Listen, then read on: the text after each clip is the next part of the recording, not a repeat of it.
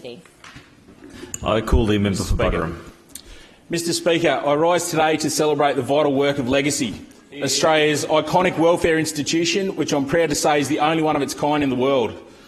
This week is Legacy Week, the annual national appeal to raise funds for the families of those who have served in war, peacekeeping or humanitarian missions and have given their lives or their health for their country. Legacy importantly supports families suffering financially and socially after the incapacitation or death of a spouse or parent during or after their defence service.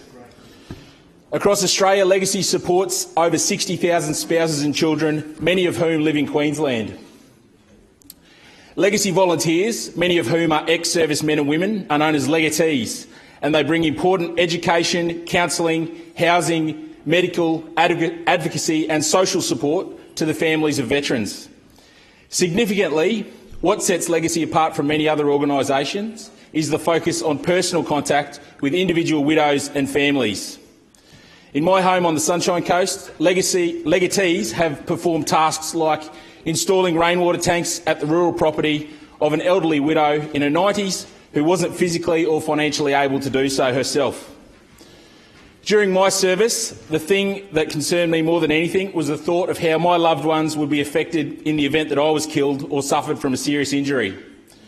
Like many other service personnel, I took great comfort in knowing that my loved ones would be supported by organisations like Legacy should the worst happen.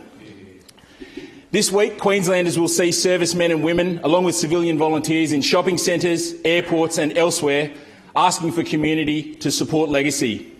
I implore all Queenslanders to support this worthy organisation that provides support to those who have sacrificed so much. Mr Speaker, I have a box of Legacy badges which I'll make available for sale over the week. I invite my colleagues to buy a badge and to stand with me in sending a clear message of support from the Queensland Parliament.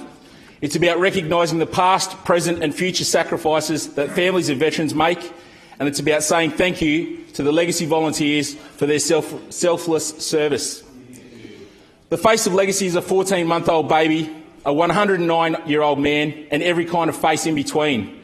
Legacy is as relevant today as it was when it was established in 1923, and to my mind, this only highlights the relevance and importance of its work.